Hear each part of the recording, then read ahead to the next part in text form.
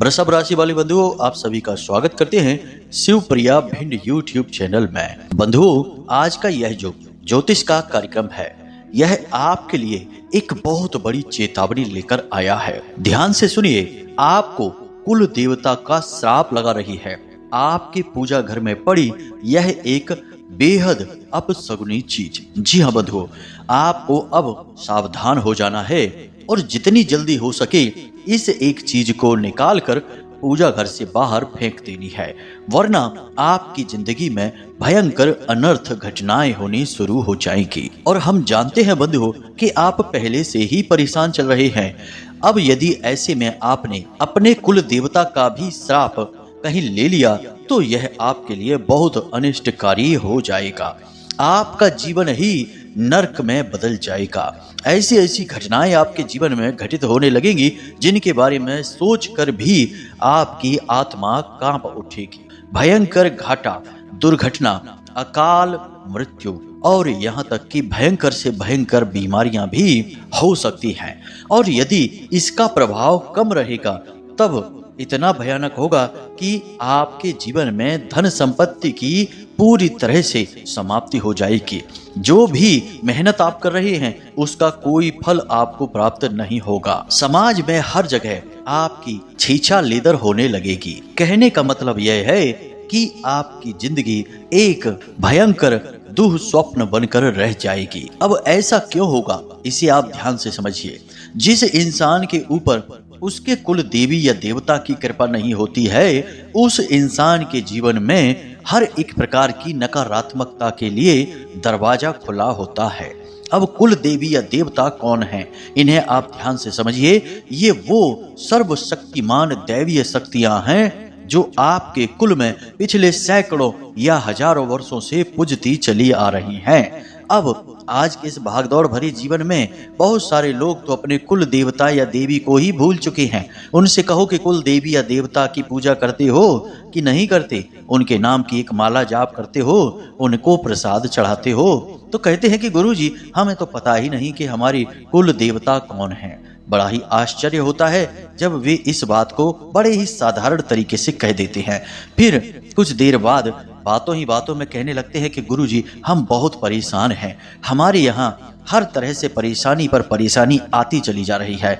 लाख कोशिशों के बाद भी घर में सुख और शांति नहीं रुक पा रही है। मेहनत बहुत कर रहे हैं परंतु कोई परिणाम ही नहीं निकलता है और काम धंधा व्यापार भी चौपट होता जा रहा है। लेकिन बंधुओं, ये समस्याएं तो फिर भी बहुत छोटी हैं। लेकिन कुछ लोगों के हमने घर में यह भी देखा है कि उनके घर तो एक के बाद एक दुर्घटनाओं से, बीमारियों से या फिर अचानक ही पता नहीं किसी न किसी अनजान कारण से एक के बाद एक मृत्यु होनी शुरू हो जाती है। जी हाँ बंधुओं, इसका भी कारण यही होता है कि कुल देवता का सम्मान नहीं किया, उनके बारे में कभी खोजबीन नहीं की, यदि भूल भी गए हैं तो पता लगाने के लिए कोई कोशिश ही नहीं की और ना ही उनका पूजन हो रहा है। अब आप खुद ही सोचिए कि जिन्हें लंबे समय तक पूजा गया हो, अचानक से उनकी पूजा पाठ बंद हो जाए तो क्या उनकी कृपा आपके ऊपर रहेगी? नहीं रहेगी। और जब आपके कुल के पालनहार, आपके घर के, आपकी जिंदगी के रखवाले ही आपके साथ नहीं हैं तो फिर आपका घर तो यूं ही खुला है। कोई भी नकारात्मक शक्ति, भूत प्रेत, तंत्र मंत्र या छोटी सी नजर भी आपके जीवन में भयंकर भूचाल लेकर आएगी। जी हाँ बंधुओं, तो आज का यह कार्यक्रम आपके लिए बेहद बेहद खास है बंधुओं। कारण इसका यह है कि आप में से बहुत सारे लोग हैं जिन्हें अपने कुल देवता के बारे में ही नहीं पता है। बहुत सारे ऐसे लोग हैं जो कुल देवता के बारे में जानते तो हैं लेकिन उनका पूजा पाठ साधारण विधि विधान से करने में लगे हुए हैं। नहीं, उनके पूजा पाठ के विधि विधान थोड़े अलग होते हैं। इसी के साथ साथ कुछ लोग पूजा पाठ भी कर रहे हैं अपने कुल देवी देवता का और समय समय पर उनके धाम पर भी चले जाते हैं उनके दर्शन करने के लिए, फिर भी उनके जीवन में भयंकर नकारात्मकताएं हैं। इसका कारण यह है कि आपने खुद अपने कुल देवी या देवता को घर से बाहर कर दिया है, क्योंकि आपके घर में कुछ न कुछ ऐसी भयंकर नकारात्मक चीजें पड़ी हुई हैं जिनके रहते आपके कुल देवता आपके घर में रुक नहीं सकते हैं। जी हाँ बंधुओं, एक बात याद रखना, आपको हम बता दें कि इस संसार में अंधेरा लाने के लिए मेहनत नहीं करनी पड़ती, मेहनत करनी पड़ती है प्रकाश को लाने के लिए। ठीक इसी प्रकार नकारात्मक ऊर्जाओं को लाने के लिए और जगह पर ठहराने के लिए कोई मेहनत नहीं करनी पड़ती है, मेहनत करनी पड़ती है दिव्य सकारात्मक ऊर्जाओं को एक जगह पर लाने के लिए और रोक कर रखने के लिए। तो अब हम न केवल आपको उस एक चीज के विषय में बताएंगे जिसे आपको आज इसी वक्त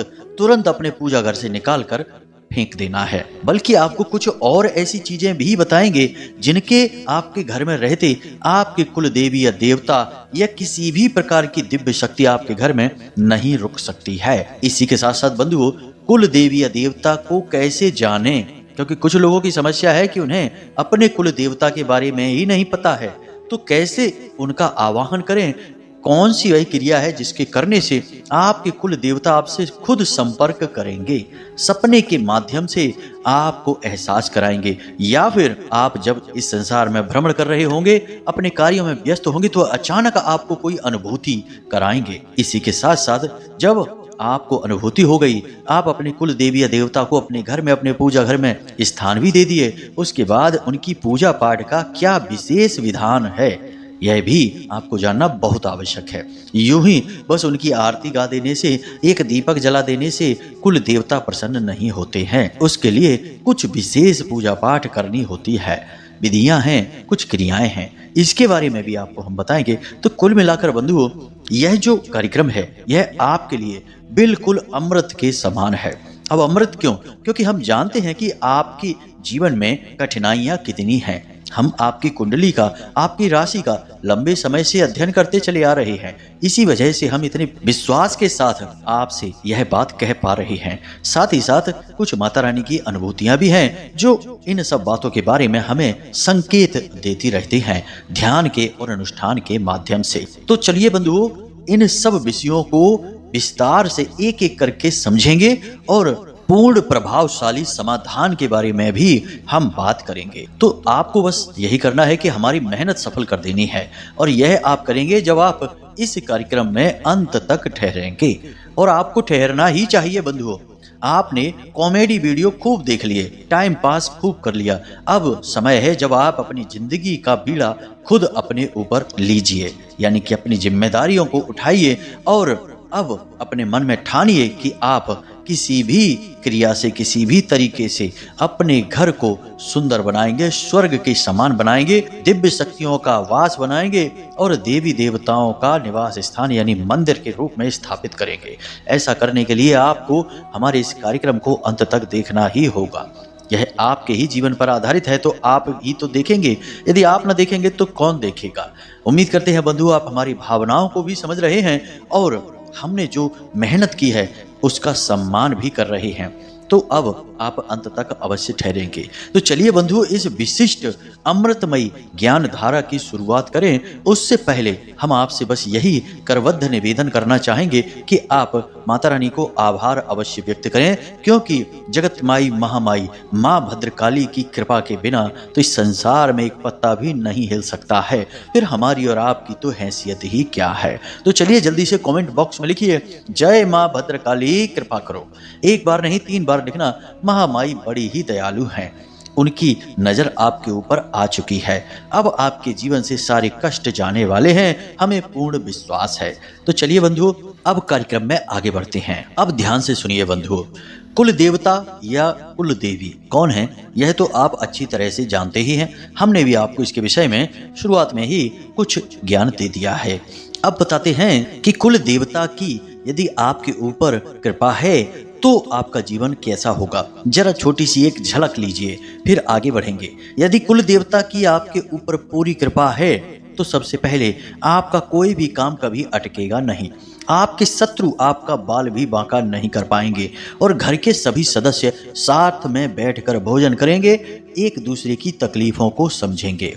कई बार तो ऐसा होगा कि आप किसी तकलीफ में हैं और आपके बिना कहे ही आपका भाई, आपके पिता या फिर आपका जीवन साथी आपकी दिल की बात को समझ जाएगा। कहने का मतलब कि अद्भुत प्रेम आपके घर में रहेगा। और इन सब से कहीं बढ़कर सभी लोग बेहद मेहनती, ईमानदार और सद्बुद्धि परिपूर्ण रहेंगे। जो भी कार्य करेंगे अच्छा ही होगा और कार्य का नतीजा भी अच्छा ही आएगा। कम मेहनत में बहुत अधिक सफलताएं प्राप्त होनी शुरू हो जाएंगी। और इन सब से कहीं बढ़कर कि कोई नकारात्मक व्यक्ति आपके घर में आ ही नहीं सकता है। यानी कि आप खुद ही समझते हैं कि जो लोग शराब पीते हैं, मांस वगैरह खाते हैं, यानी गलत भोजन लेते हैं या फिर गलत संगतों में रहते हैं, उल्टे सीधे कृत्य करते हैं, ऐसे लोग आपके घर में कभी आ ही नहीं सकते हैं। और यदि जबरदस्ती वे आपके घर में कभी घुस भी आए तो उन्हें आपके घर में बिल्कुल भी अच्छा नहीं लगेगा, उनका जी घबराने लगेगा और वे आपके घर से दूर भाग जाएंगे। और सबसे महत्वपूर्ण बात कि आपके घर में एक अजीब सी, सुंदर सी, बहुत प्यारी सी सुगंध आती रहेगी।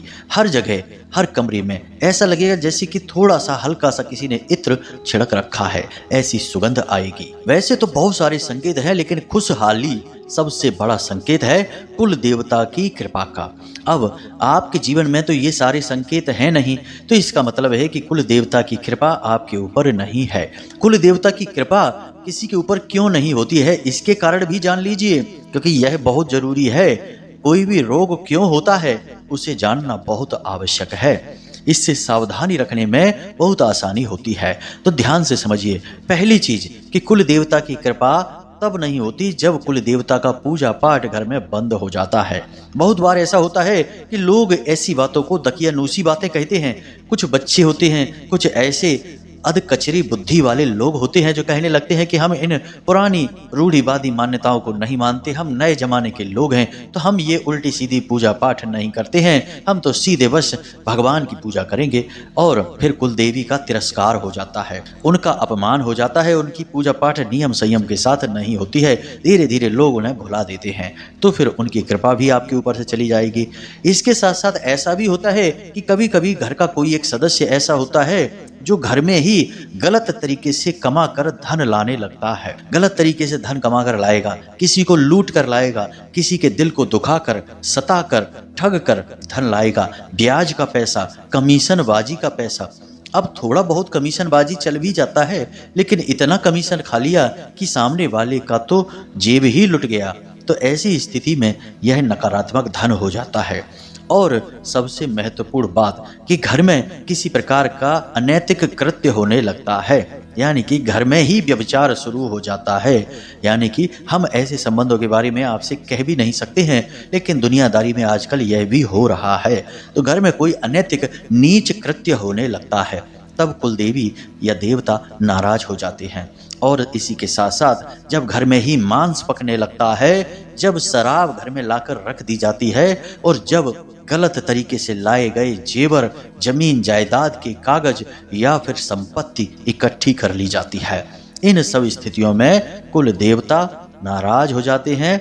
अब देवता कहें या देवी कहें, एक ही बात है, उनकी कृपा आपके ऊपर से हट जाती है। जी हाँ बंधुओं, तो यहाँ तक आपने जान लिया कि कुल देवी या देवता नाराज क्यों हो जाते हैं। अब एक महत्वपूर्ण प्रश्न जो आपके मन में भी उठ रहा है, उसका जवाब देना अनिवार्य है कि क्या कुल देवता नाराज हो जाते हैं उसके बाद फिर कभी प्रसन्न नहीं होते हैं? एक बार उनकी कृपा जब आपके घर से और आपके ऊपर से हट जाती है तो वह कभी वापस नहीं आ सकती, यानी कि क्या उन्हें पुनः प्रसन्न नहीं किया जा सकता है? तो इसका जवाब है कि अवश्य ही उन्हें प्रसन्न किया जा सकता है।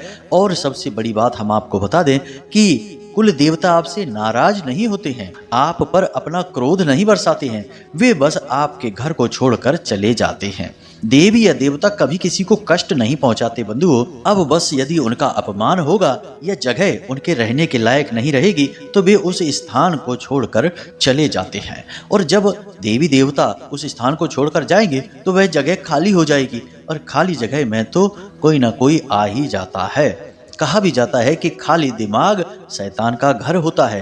तो हम तो खाली जगह की बात कर रहे हैं। जब दिमाग में शैतान आ सकता है तो फिर जब आपके घर में दिव्य शक्तियों की जगह खाली हो जाएगी तो फिर भूत प्रेत क्यों नहीं आएंगे।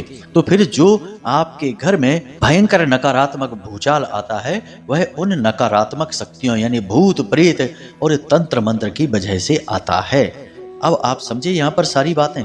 तो अब यदि आप थोड़ा प्रयास करें, सही वैदिक पद्धति से प्रयास करें, तो आपके कुल देवी या देवता पुनः आपके घर में आ जाएंगे और स्थापित हो जाएंगे। और जैसे ही वे आपके घर में आएंगे तो फिर से वह जो जगह है जो नकारात्मक शक्तियों ने भर दी थी वह जगह खाली हो जाएगी और उस जगह में दिव्य शक्तियां अपना स्थान ग्रहण कर लेंगी। लेकिन इसके लिए आपको अपने घर को पहले शुद्ध भी करना होगा। सीधी सी बात है कि किसी एक चीज को यदि आप कहीं रखना चाहते हैं तो पहले वहां पर जो रखी हुई चीज है उसे वहां से हटाना पड़ेगा। ये सारे नियम बहुत ही व्यवहारिक हैं। हम आपको बिल्कुल सरल भाषा में चीजें समझाते हैं।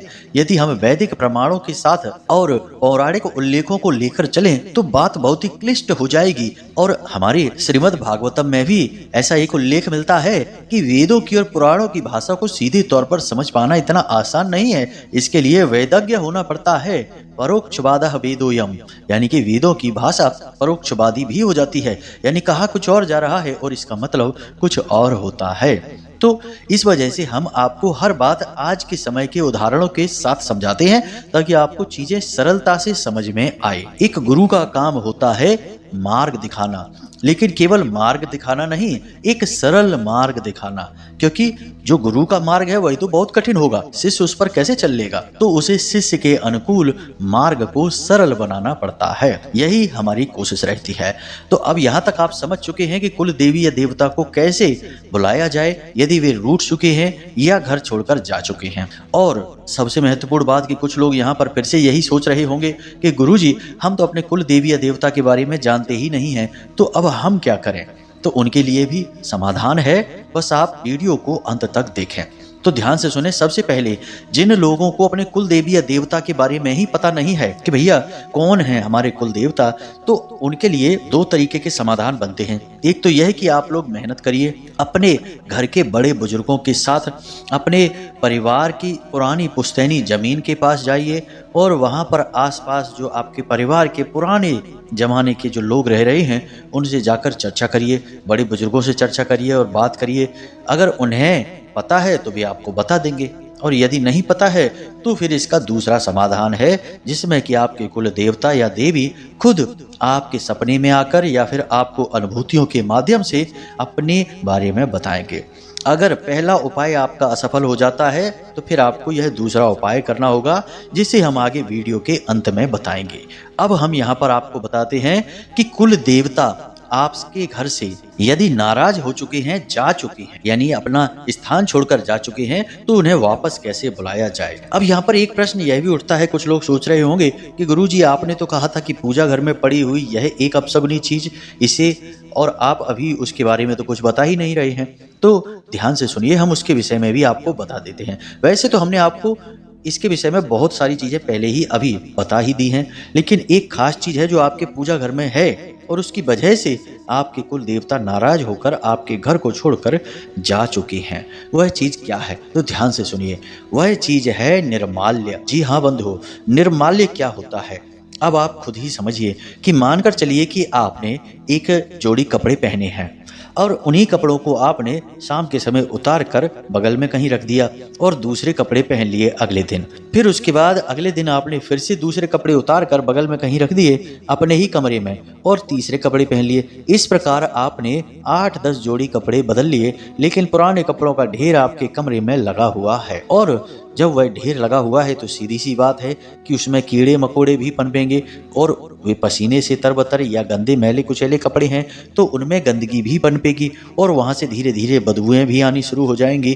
कहने का मतलब यह है कि वे हैं तो आपके ही कपड़े, आपके ही प्रयोग किए हुए, लेकिन लंबे समय तक यदि वहीं पड़े रहेंगे तो फिर वे आपके पहनने तो दूर आपके छूने के योग्य भी नहीं बचेंगे। यही है निर्माल्य। इसी प्रकार देवी देवताओं का भी निर्माल्य होता है। अब देवी देवताओं का निर्माल्य क्या है? आपने भगवान को बड़े प्रेम से पुष्प चढ़ाए हैं और पुष्प आपने चढ़ने के बाद पहले तो आपने 1-2 दिन तक पुष्प भगवान की अलमारी में ही पड़े छोड़ दिए। उसके बाद आपने उन्हें उठाकर पूजा घर में ही एक बड़ी कटोरी में या एक बड़ी सी टोकरी में या फिर एक डस्टबिन में रख दिए और आपने सोचा कि अब 5-6 दिन के पुष्प इकट्ठे हो जाएं, उसके बाद इन्हें कहीं व्यवस्थित तौर पर रखेंगे या कुछ इनका इंतजाम करेंगे, तब तक वे पूजा घर में ही पड़े हैं। इसी प्रकार अगरबत्ती से निकलने वाला जो पैकेट है वो भी आपने उसी में डाल दिया। इसी प्रकार जो बत्ती आपने जलाई हैं उनमें बची हुई जो बातियां हैं, यानी कि जो रुई की बाती हैं बची हुई जो जल नहीं पाई हैं, उन्हें भी आपने उसी में डाल दिया। तो अब यह जो कचरे का ढेर बन रहा है यह बेशक भगवान से ही जुड़ा हुआ है, उन्हीं पर अर्पित की गई सामग्री है, लेकिन अब यह उनका निर्माल्य है। तो अब यदि आपके पूजा घर में भी ऐसा निर्माल्य इकट्ठा है तो इसे आप तुरंत उठाकर बाहर कर दीजिए, फेंकिए मत। इसका भी इंतजाम है, हम अभी बताते हैं आपको कि क्या करना है, लेकिन इसे अपने पूजा घर में रखा मत छोड़िए। यह बेहद विनाशकारी है, क्योंकि जैसे जैसे यह पुराना होता जाता है यह नकारात्मक ऊर्जा को उत्सर्जित करना शुरू कर देता है और भूतों प्रेतों को आकर्षित करने लगता है। अब भगवान के मंदिर में भी भूत प्रेत आ सकते हैं, क्योंकि भूत प्रेत भी भगवान के ही हैं। आपने देखा है ना कि भोले बाबा के साथ, यानी कि जो देवों के देव महादेव हैं, उनके साथ हर एक ऊर्जा रहती है, भूतों की, राक्षसों की, देवताओं की। तो फिर आप यह मत समझना कि जो भूत प्रेत हैं वो भगवान के दुश्मन हैं, भगवान उनको देखते ही मार डालते हैं। नहीं, ऐसा कुछ भी नहीं है। आप समझिए कि यह सब भगवान की शरण में पलने वाले हैं, हम भी, आप भी, देवी देवता भी और भूत प्रेत भी। तो अब आपको उस निर्माल्य को अपने पूजा घर से उठाकर या तो किसी पौधे की जड़ के नीचे यानी कि मिट्टी में दबा दें, जो पवित्र पौधा है उसकी मिट्टी में दबा दें, या फिर एक थैली में भरकर उसे जल विसर्जित कर दें। यह है निर्माल्य को हटाने का सही तरीका। अब हम आपको बताते हैं कि कुल देवी या देवता का ज्ञान ना होने पर उनके बारे में कैसे पता लगाया जाए, या फिर आपने किसी से सुन लिया लेकिन आपको कैसे पता कि ये आपके कुल देवता हैं भी कि नहीं। किसी ने शायद यूं ही सुनी सुनाई बात आपको बता दी हो। तो इन सब बातों के लिए आप इस प्रयोग को कर सकते हैं। यह प्रयोग शुक्रवार के दिन से प्रारंभ होगा। तो ध्यान से सुनिए, आपको क्या करना है। आपको एक सिक्का चाहिए चांदी का, एक सुपारी चाहिए, एक लौंग का जोड़ा चाहिए, एक इलायची चाहिए, थोड़ी सी हल्दी और थोड़ी सी रोली चाहिए जिसे हम लाल सिंदूर कहते हैं, और थोड़ा सा कलावा चाहिए। इसी के साथ साथ पान का एक पत्ता भी चाहिए। अब आपको यह सारी सामग्री एकत्रित करके शुक्रवार के दिन ही अपने पास रख लेनी है, यानी अपने पूजा घर में रख देनी है। इसके बाद आपको यह प्रयोग प्रारंभ करना होगा। अब आपको यह प्रयोग रात्रि के 9 बजे के आसपास करना है। जी हाँ बंधु, तो ध्यान से सुनिए आपको क्या करना है। सबसे पहले तो आपको एक कलश स्थापित करना होगा अपने कुल देवी या देवता के नाम से। तो कलश स्थापन करने के लिए साधारण सा एक कलश लीजिए, कोई भी कलश हो सकता है, पीतल का कोई लोटा हो सकता है या मिट्टी का कोई कलश हो सकता है। उस कलश में जल भरिए और उसके ऊपर अन्न का एक कटोरा रखिए और उसके ऊपर एक नारियल रखिए। कलश के मुख पर 7 बार एक धागे को लपेटिए, धागा यानी कि कलावा को। उसी के साथ साथ नारियल के ऊपर भी 7 बार कलावे को लपेटिए और उस अन्न के ऊपर उस नारियल को रख दीजिए और उस नारियल के ऊपर एक स्वास्तिक बना दीजिए। यह आपके कुल देवी या देवता के नाम से स्थापित हो चुका है। और जब आप यह कार्य कर रहे हो तो मन में इस मंत्र का उच्चारण करते रहें। ओम कुल देवताभ्यो नमः, ओम कुल देवताभ्यो नमः।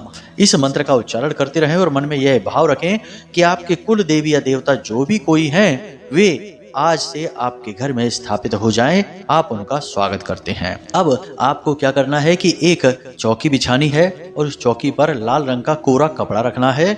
उसके बाद आपको एक पान का पत्ता रखना है, उसके ऊपर आपको एक सिक्का रखना है और सिक्के के ऊपर खड़ी करके एक सुपारी रखनी है और उस सुपारी के आसपास आप कलावे को लपेट देंगे। अब आपको क्या करना है, प्रसाद और पुष्प वगैरह तो आप रखेंगे ही, लाल रंग का पुष्प रखना है आपको। और अब आपको गाय के घी का एक दीपक जलाना है और थोड़ा सा जल समर्पित करना है उस सुपारी को और उसके ऊपर थोड़ी सी हल्दी लगाएंगे और थोड़ा सा लाल चंदन या फिर रोली लगाएंगे। उसके बाद आप उस सुपारी को एक इलायची और एक लौंग का जोड़ा समर्पित करेंगे और हाथ जोड़कर प्रार्थना करेंगे कि हे भगवान, हे कुल देवता या कुल देवी, हम आपके बारे में कुछ भी नहीं जानते हैं, लेकिन अब हम आपके स्वागत के लिए तैयार हैं और हम आपका विधिवत पूजन करना चाहते हैं। हम चाहते हैं कि आप हमें अपने होने का एहसास कराएं, चाहे सपने के माध्यम से, चाहे किसी भी प्रकार की अनुभूति या संकेत के माध्यम से आप अपने होने का हमें एहसास कराएं। इस प्रकार से आप आवाहन करें और उसके बाद आप रुद्राक्ष की माला से ओम कुल देवताभ्यो नमः इस मंत्र का एक माला जाप करें। याद रखें कि गाय के घी का जो दीपक आपने जलाया है वह कुछ देर तक जलना चाहिए, लगभग 1 या आधे घंटे तक तो जलना ही चाहिए। ये नहीं कि आपने जलाया और थोड़ी देर बाद ही बुझ गया, नहीं, ऐसा नहीं करना है। थोड़ी देर तक दीपक जलते रहना चाहिए जब तक कि आप जाप कर रहे हैं। उसके बाद जब आपका जाप पूर्ण हो जाए तो उसके बाद अपने आसन के नीचे, यानी जहां पर आप बैठे हैं उस आसन के नीचे थोड़ा सा जल छिड़कें और अपने कुल देवी या देवता से निवेदन करें कि हे प्रभु, हम आपके बारे में बिल्कुल अनभिज्ञ हैं, हमें आपकी कृपा की बहुत आवश्यकता है, आपके बिना हमारा जीवन अधूरा है, अपूर्ण है। अब हम आपके लिए कुछ करना चाहते हैं, आपकी पूजा करना चाहते हैं, आपकी साधना करना चाहते हैं। जो हमसे गलतियां हुई या हमारे परिवारजनों से गलतियां हुई उसके लिए हम आपसे क्षमा मांगते हैं। इसके बाद आप उन्हें दंडवत प्रणाम करने के बाद अपने बिस्तर पर आकर सो जाइए। अब आपको फोन नहीं चलाना है, किसी से गप्पे नहीं हाँकनी है, सीधे बस आकर अपने बिस्तर पर लेट जाना है। याद रखें कि इस क्रिया को करने से कम 2 घंटे पहले आप भोजन आदि समाप्त कर चुके हों, क्योंकि इसके बाद आप भोजन नहीं कर सकते हैं। तो स्नान के बाद ही यह क्रिया प्रारंभ करें, शुद्धता का विशेष ख्याल रखें। उसके बाद आप अपने बिस्तर पर जाकर सो जाएं और मन ही मन अपने कुल देवी या देवता से प्रार्थना करें कि आपको सपने के माध्यम से संकेत दें। आपको 2 या 3 दिन के अंदर ही देवी या देवता किसी न किसी प्रकार से संकेत इतना मजबूत देंगे सपने में कि आपको तुरंत पता लग जाएगा कि यही हैं आपके कुल देवी या देवता। यानी कि उनकी मूर्ति दिख सकती है, मंदिर दिख सकता है, या उनका कोई प्रतीक या सांकेतिक चिन्ह दिखाई दे सकता है। अब यह क्रिया आपको प्रतिदिन दोहरानी है। सिक्का और सुपारी तो वही रहेगी, परंतु पान का पत्ता और लौंग और इलायची बदलती रहेगी। 7 दिन तक आपको यह क्रिया करनी है। 7 दिन के अंदर अंदर 100% गारंटी के साथ आपको संकेत मिलेंगे। अब जब आप इस क्रिया को कर रहे हो तो थोड़ा सावधानी रखें, यानी झूठ बोले ना, बहुत मुश्किल से ही बोले, कम से कम बोले, किसी की हानि हो ऐसा झूठ ना बोलें। जुआ, शराब, वेश्यावृत्ति या किसी भी प्रकार का नकारात्मक कृत्य ना करें और जितना हो सके उतना हल्का भोजन खाएं। तीखा मसालेदार भोजन ना खाएं और गलत तरीके का भोजन भी, यानी कि बाहर का, बाजार का कोई फास्ट फूड वगैरह भी ना खाएं। जी हाँ बंधु, यदि आपका शरीर पूर्ण स्वस्थ होगा तभी दिव्य दैविक ऊर्जा का संचार आपके शरीर में होगा और आप संपर्क उनसे बना पाएंगे। बीमार शरीर के साथ कभी कोई दिव्य संपर्क स्थापित नहीं कर सकता है। अब जब आपको यह पता चल जाए कि आपके कुल देवी या देवता कौन हैं, तो उसके बाद उनके नाम से अपने घर में किसी प्रकार का कोई हवन अवश्य करें। अब विशेष पूजा पाठ की बात करें तो आपको कुल देवता या देवी के बारे में पता भी है, तब भी उनकी साधारण पूजा तो जो आप करते हैं सो करते रहिए, लेकिन कम से कम महीने में एक बार उनके नाम से हवन अवश्य कराइए। हवन की जो आहुतियां होती हैं वे किसी भी देवी या देवता की शक्ति का वर्धन करती हैं और देवताओं को बहुत अधिक प्रिय होती हैं। इसीलिए तो आपने देखा होगा कि पुराने जमाने में हमारे जो ऋषि मुनि हुआ करते थे वे हर बात में हवन यज्ञ जरूर करते थे, क्योंकि यह बहुत आवश्यक है और यह देवी देवताओं को बहुत अधिक प्रिय है। तो यही है विशेष पूजा पद्धति। महीने में एक बार कोई ऐसी छोटी मोटी पूजा ही सही रखवा लीजिए जिसमें कि देवी देवता के नाम से कम 108 आहुति हो जाए, बस वहीं से आपका काम हो जाएगा। तो यहाँ तक सारी बातें आपको समझ में आ गई होंगी। अब हम उम्मीद करते हैं कि आप इन बातों को समझेंगे और अपने जीवन में उतारेंगे और इनके परिणाम आपको जब महसूस होंगे तो आप इन्हें लगातार जीवन भर दोहराते रहेंगे और परिणाम आपको मिलेंगे ही, हमें पूर्ण विश्वास है। तो तो इसी के साथ साथ आज के इस कार्यक्रम को समाप्त करते हैं। अब यदि कोई प्रश्न आपके मन में उठे तो आप बेफिक्र होकर कमेंट करके पूछ लें या फिर व्हाट्सएप नंबर पर मैसेज करके भी पूछ लें। हमें जब समय मिलेगा तो हम आपके प्रश्नों के जवाब अवश्य देंगे ही। इसी के साथ साथ आज के इस विशेष कार्यक्रम को समाप्त करते हैं। हमेशा हंसते रहिए, मुस्कुराते रहिए, सकारात्मक रहिए और दिन में एक बार मंदिर अवश्य हो आइए, क्योंकि आपका उद्धार तो उन्हीं की कृपा से होना है। मिलते हैं अगले विशेष कार्यक्रम में, तब तक के लिए धन्यवाद। प्रेम से बोलिए जय माई की, जय मां भद्रकाली। माता रानी आपका कल्याण करें। धन्यवाद।